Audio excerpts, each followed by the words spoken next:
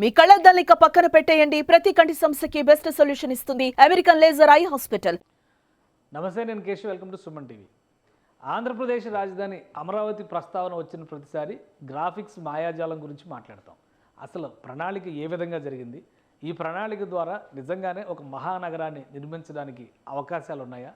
అలానే ఈ ప్రణాళికలో మామూలు జనం పరిస్థితి ఏంటి? సామాన్య ప్రజలు నివసించడానికి ఎటువంటి వనరుల్ని, ఎటువంటి వసతుల్ని సమకూర్చేటువంటి ప్రణాళికగా దీన్ని రూపొందించారు. ఈ అంశాన్ని ఒకసారి విశ్లేషించేటువంటి ప్రయత్నం చేద్దాం.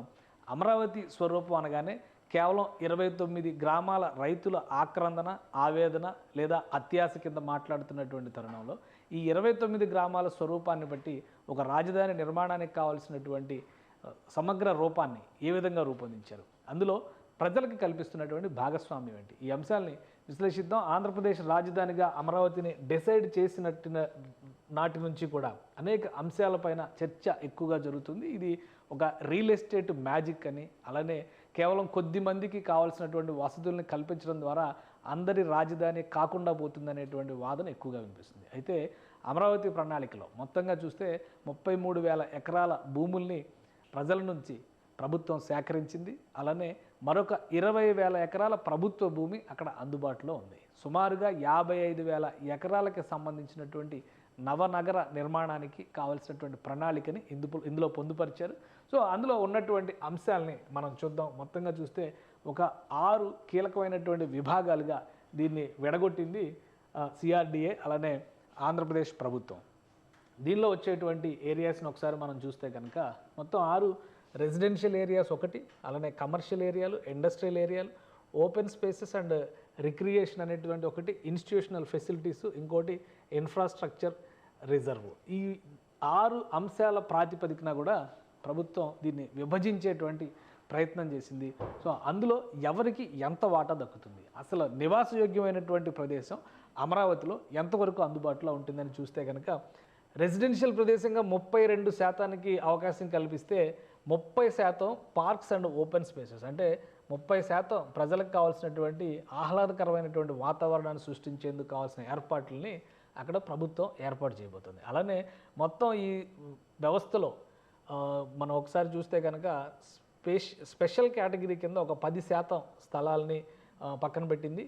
అలానే రోడ్లు, ఇన్ఫ్రాస్ట్రక్చర్కి సంబంధించి 13% కేటాయించినటువంటి పరిస్థితి. ఇక 11% కమర్షియల్ స్పేస్కి, ఇండస్ట్రీస్ కోసం 4%. ఇది మొత్తం అమరావతిలో అందుబాటులో ఉన్నటువంటి భూభాగం నుంచి ప్రభుత్వం డిజైన్ చేసుకున్నటువంటి మాస్టర్ ప్లాన్కి సంబంధించినటువంటి అంశం. అయితే ఇందులో కూడా రెసిడెన్షియల్ ఏరియాలకి మిగతా అంశాలకి ఏ విధంగా డిఫరెన్షియేషన్ చేయబోతున్నారు అనే అంశాన్ని ఒకసారి విశ్లేషిద్దాం. ఇదంతా కూడా మాస్టర్ ప్లాన్లో పెట్టినటువంటి సమగ్ర స్వరూపం, అంటే అమరావతి రాజధాని నిర్మాణానికి సంబంధించినటువంటి సమగ్ర స్వరూపంలో ప్రభుత్వం అధికారికంగా వెలువరించినటువంటి డాక్యుమెంట్లోని సమాచారం ఇది. సో ఇందులో చూస్తే రెసిడెన్షియల్ ఏరియాకి సంబంధించి R1, R2, R3, R4 ఇలా 4 జోన్లు విభజించి పెట్టారు. అలానే కమర్షియల్కి సంబంధించి C1, C2, C3, C4, C5, C6 6 జోన్లు విభజించి పెట్టారు.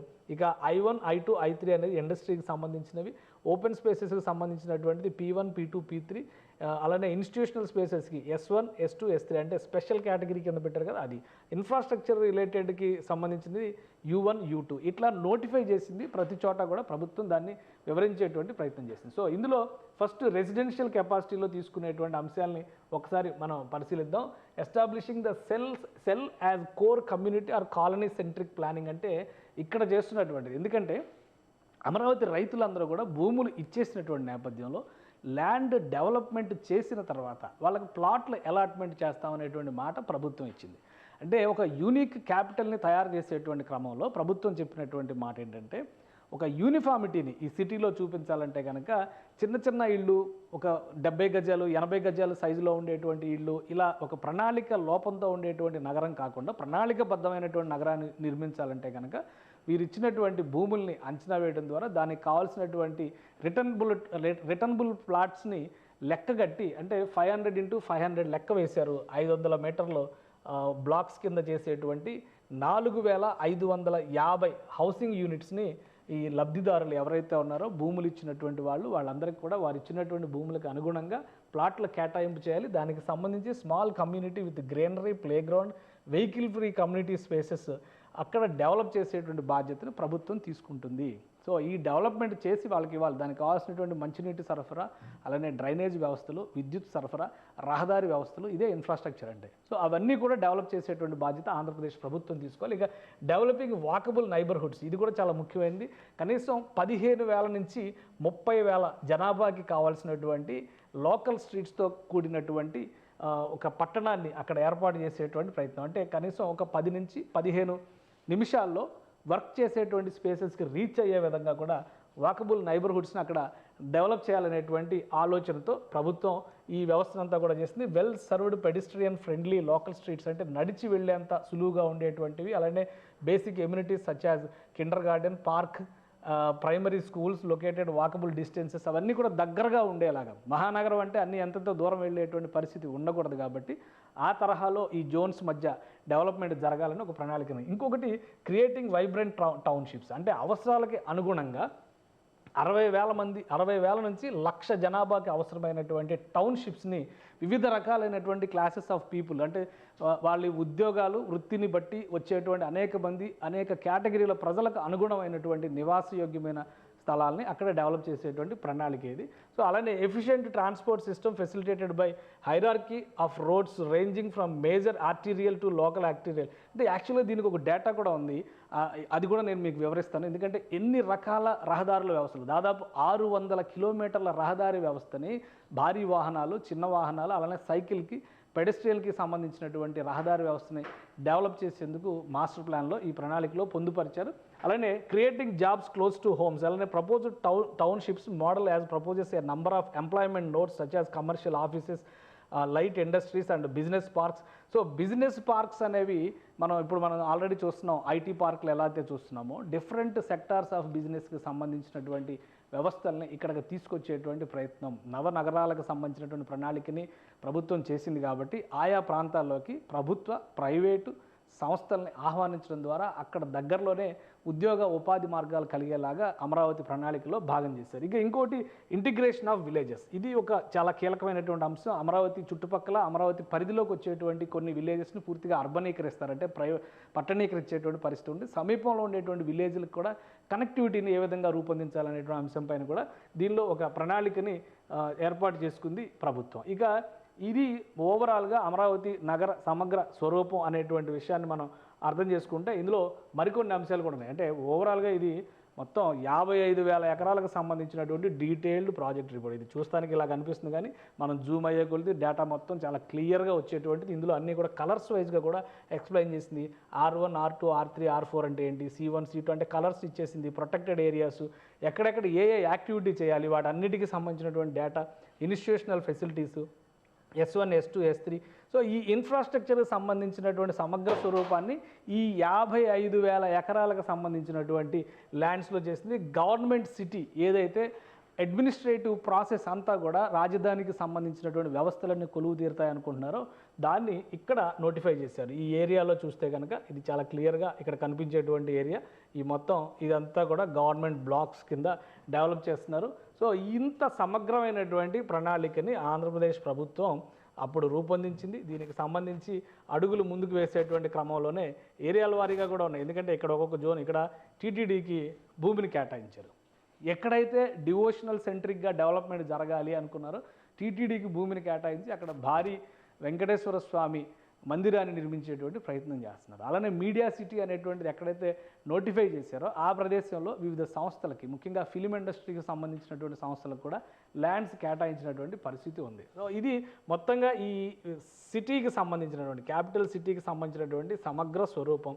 ఇది డెవలప్మెంట్ చేయాలని భావిస్తున్నటువంటి సమగ్ర స్వరూపం. అలానే ఇందులో ఉన్నటువంటి ఫెసిలిటేషన్స్ విషయంలో ఫ్యాక్ట్స్ అండ్ ఫిగర్స్ మనం చూస్తే కనుక మొత్తం ఈ ఏరియా వైశాల్యం 217 చదరపు కిలోమీటర్లు విస్తరించి ఉండేటువంటి అవకాశం. అంటే ఇది ఆల్మోస్ట్ గతంలో చూసినటువంటి MCH, municipal corporation of Hyderabad పరిధిలో వచ్చినటువంటి స్థలంతో సరిసమానమైనటువంటి భూభాగం అక్కడ ఒక నగరంగా రూపాంతరం చెందించాలనేటువంటి ప్రయత్నం జరిగింది. అలానే ఎగ్జిస్టింగ్ సెటిల్మెంట్స్, ఆల్రెడీ అక్కడ ఉన్నటువంటి గ్రామాలు కానీ ఉన్నటువంటి ఆవాసయోగ్యమైనటువంటి ప్రదేశాలు కానీ చూస్తే ఒక 25 కనిపిస్తుంది. పాపులేషన్ చూస్తే కనుక 3.5 మిలియన్, అంటే 35 లక్షలకి సంబంధించినటువంటి జనాభాకి అక్కడ వసతులు కల్పించే విధంగా ప్రణాళికని, projected population so projected employment అలానే చూస్తే ప్రొజెక్టెడ్ ఎంప్లాయ్మెంట్ 15 లక్షల జాబులు, అంటే 1.5 మిలియన్లు అని చెప్పారు. 15 లక్షల జాబ్స్ వచ్చే విధంగా అక్కడ ప్రణాళిక. అలానే గ్రాస్ డెన్సిటీ చదరపు కిలోమీటర్కి 16,200 మంది వచ్చే విధంగా ఆ జనాభా ఉండే విధంగా కావాల్సినటువంటి ఏర్పాట్లు ఇక్కడ చేయడం. Parks and facilities within 5 to 10 minutes walkable distances. అలానే ఓపెన్ స్పేసెస్కి సంబంధించి 30% రిజర్వ్డ్ ఏరియా. రివర్ ఫ్రంట్ కూడా చాలా ముఖ్యమైనటువంటిది, 20 కిలోమీటర్ల మేర. ఎందుకంటే మొత్తం రివర్ సైడ్ ఉన్నటువంటి బ్లాక్ మొత్తాన్ని కూడా ఒక టూరిజం స్పాట్ కింద డెవలప్ చేయాలి, వివిధ రకాలైనటువంటి అట్రాక్షన్స్ తీసుకురావాలి. అలానే నేషనల్ హైవేస్ కనెక్ట్ చేసే విధంగా రివర్ పైనుంచి ప్రత్యేకమైనటువంటి ఆనకట్టల్ని, బ్రిడ్జిల్ని నిర్మించాలనేటువంటి ప్రణాళికని ఇందులో పొందుపరిచారు. అలానే రోడ్ లెంత్, అక్కడ డెవలప్ చేయాల్సినటువంటి రోడ్ లెంత్ 600 కిలోమీటర్ల వరకు ఉండే విధంగా ప్రణాళికని చేయాలనేటువంటి ఆలోచన గత ప్రభుత్వం చేసింది.